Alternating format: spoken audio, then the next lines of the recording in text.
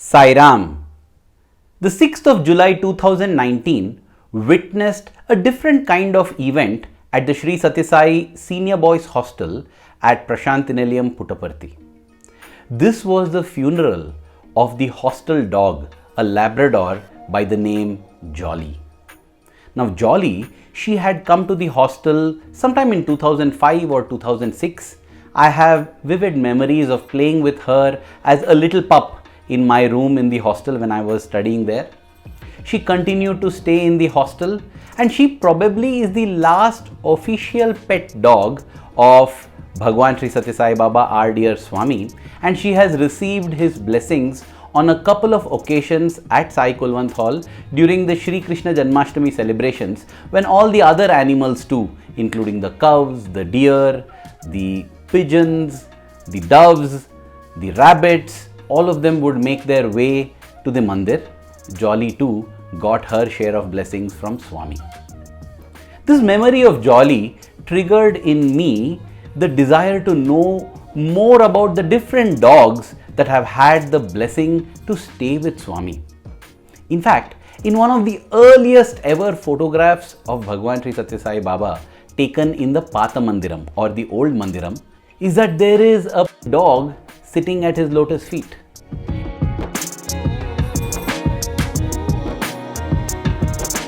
Further research revealed that this connection between God, God and Dog, dog seems to have spanned ever from the times of Shirdi Baba himself. That video is there at this link above, that beautiful connection. And it seems to have come over with Sathya Sai Baba as well. See, there is something about the dog, be it its loyalty, its large-heartedness, its compassion, its selflessness, its adorability, that inspires all of us human beings. But here are some very special dogs because they apparently achieved the highest purpose in life itself, and they had the greatest blessing of being the pets of the avatar of the age.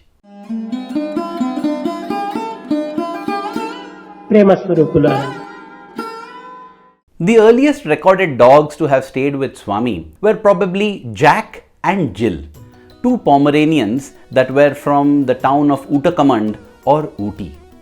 They were so attached to Swami, and Swami was so attached to them, that Professor Kasturi records in the official biography of Bhagawan Sri Sathya Sai Baba, the Satyam Shivam Sundaram, that these two dogs, Jack and Jill, would always be around Swami in the Pata Mandiram.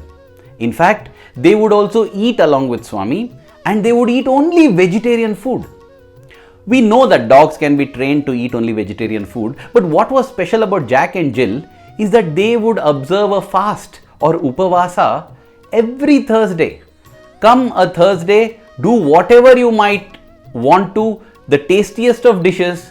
Jack and Jill would not touch the food, would not even sniff the food.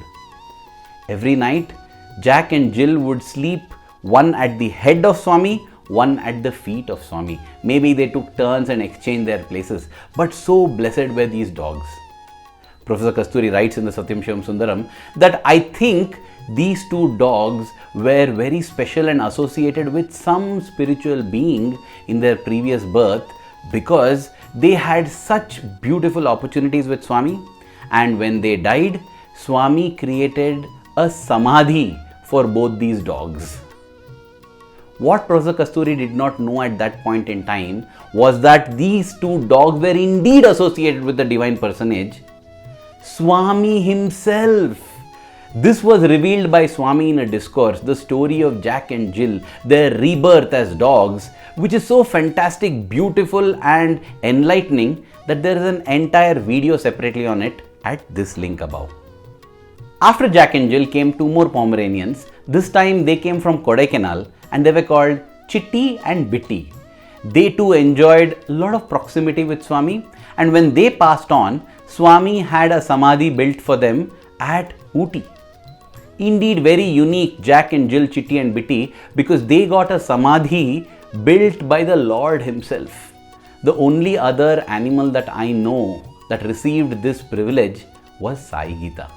What a story of Sai Gita, which is there at this link above. After Chitty and Bitty came Lilly and Billy, two more Pomeranian dogs. But before you conclude that Swami had a fascination for only Pomeranian dogs, let me tell you that there were also Cocker Spaniels. There were Mickey and Minnie. There were Goldie and Honey. All these names Swami himself kept for them and lovingly took care of these pet dogs. There were Alsatian dogs as well, Rita and Rover. And then Tommy and Henry, which actually made the cover page of a Sanatana Sarathi issue.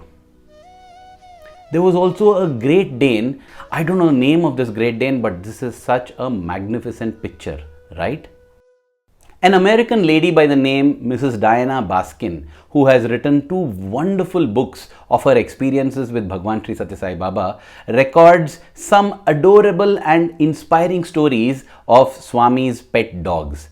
In her book Divine Memories with Bhagawan Sri Sathya Sai Baba, she writes how in the 1960s and 1970s, the Brindavan ashram of our dear Swami was a haven for so many pariah dogs, so many street dogs that different devotees would take care of. There were also devotees and volunteers who would chase these dogs out of the ashram campus because they would create a nuisance by urinating, defecating and creating a general mess. But those who wanted to take care would take care, and Diana Baskin was one among them. So among the different dogs that she took care of, she had two favorites. One was a female dog by name Seeta, who was very adorable and loving, and even those who tried to chase her out, she would wag her tail at them. The other was Romeo, a dog whose two back legs had been paralyzed because of an automobile accident. But after that, his front legs had developed so strong that he would drag his entire body on just his front legs. When one of the calves in Swami's Gokulam at Brindavan suffered from rabies and died, that calf was buried in the ground. This Seeta and Romeo went in the evening and dug up this place where the calf had been buried, and they partook that flesh, that meat, which means 100% certainty that these two dogs have now been afflicted with rabies. And therefore, as was the custom back in those days and most of the time now also, it was decided that these two dogs had to be put down. A vet was summoned and he would come with the injections to put down these dogs. Now Miss Diana Baskin was very, very upset at this.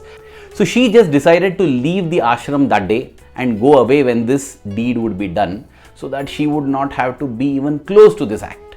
And after many hours, she returned back to her residence in Vrindavan, and to her greatest delight, there were both Seeta and Romeo looking at her with their adorable eyes, one of them wagging the tail, the other one putting his tongue out. And she was so stunned to see this. And then she got to know from Ratanlal Aunty. I hope you know who Ratanlal Aunty is. In case you are not, please have a look at this episode to understand how she has mothered Swami and how she has enjoyed the Leelas of Sai Krishna. So Ratanlal Aunty told her that Swami materialized Vibhuti, gave it to the vet to administer it to both the dogs, and Swami said, give them medicine, they will become alright, don't put them down. And then, looking at Ratanlal Aunty, Swami told her to inform Diana Baskin, because otherwise she would cry to no end. The story does not end there. This Seeta gave birth to a couple of litters, after which she was paid to ensure that no more pups are born to her. One of the pups that was born to her was called Ginger. Now Ginger was Diana Baskin's favorite, and she also was Swami's favorite. In fact, as she records in her book, Swami would allow Ginger to come up to his room in Vrindavan and he would play with her like she was a little child. So Ginger grew up as the apple of Swami's eyes, along with being the apple of Diana Baskin's eyes during the summer course, mostly of 1972. But then one day, Miss Diana Baskin noticed that Ginger was very sick. She was vomiting and she had severe diarrhea, and whatever medicines the vet gave her didn't help.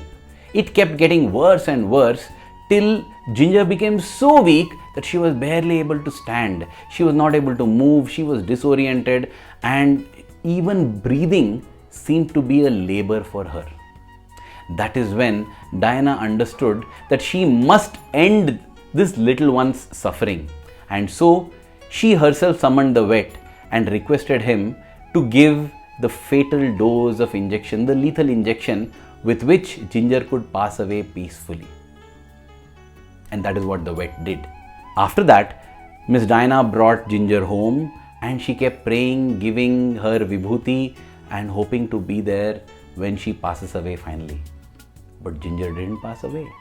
In fact, the next day, the doctor, the vet, he was also a great animal lover. He came to check whether the funeral could be done.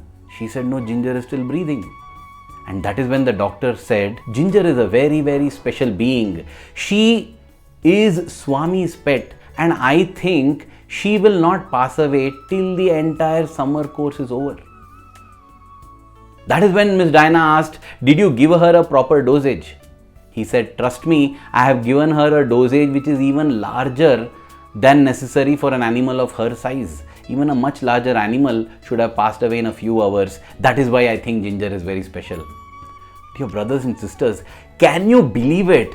Ginger stayed on for more than 10 days after that, every day listening to Swami's discourses.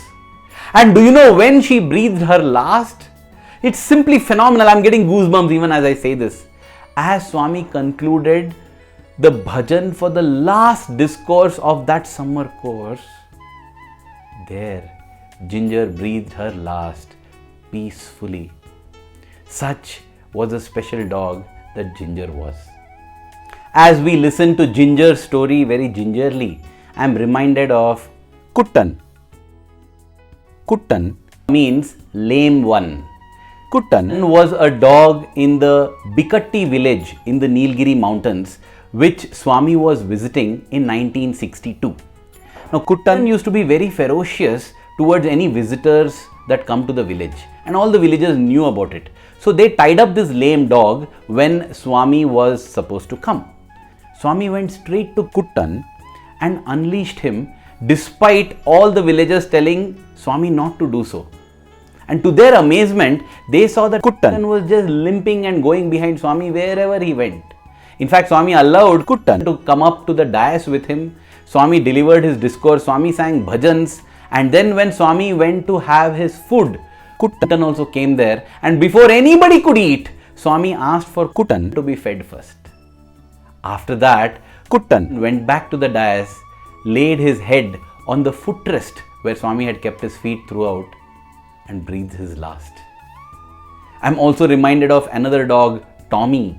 This was a story narrated by Mrs. Hemalata Kubera, the daughter of Mr. Sundar Rao, who had the privilege of serving as a warden for a few years at Brindavan Whitefield in Bangalore. Now, when Swami had gone to coastal Karnataka and towns of Mangalore, Udupi, etc., Swami surprised Mr. Sundar Rao by visiting his home. And in their home, they had a blind dog, a dog that had become blind with age, Tommy. And Tommy was also very ferocious towards anybody who was coming new. And therefore, they had tied Tommy and put him in the backyard in one corner. But when Swami came, Swami went straight to Tommy. Much to everybody's surprise, and everybody was saying, Swami, Swami, don't go there. But Swami went to Tommy. And when he went there, the first thing he did again was to remove the leash. And then Tommy sat at Swami's feet, and as Miss Hemalata Kubera narrated to me, Tommy was tapping his tail, thappa, thappa, thappa, thappa, onto the floor, and Swami's feet went on, and Swami kept caressing him. And with Swami's caresses, he lay down and breathed his last. So many of these blessed dogs that had the unique honor and privilege of not only recognizing Swami, but even achieving Swami's lotus feet. Dear brothers and sisters, when we hear such stories, we must remember one thing. Swami has said clearly that every animal strives to reach the level of human beings because it's only a Manava Janma that can achieve the highest, which is the lotus feet of the Lord. Jantu Nam Narajanma Durlabham, Swami says.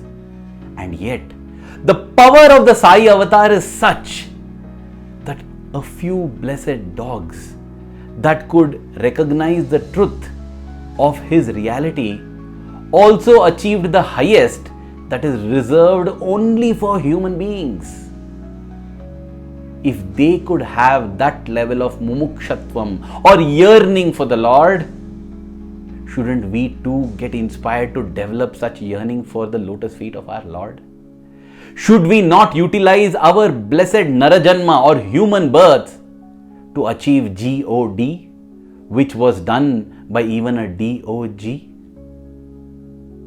That is a point that we should all ponder on. Dear Swami, grateful to you for this opportunity of knowing you and loving you. We pray that the love that we have for you in our hearts keeps growing stronger every passing moment. Thank you. Jai Sai Ram.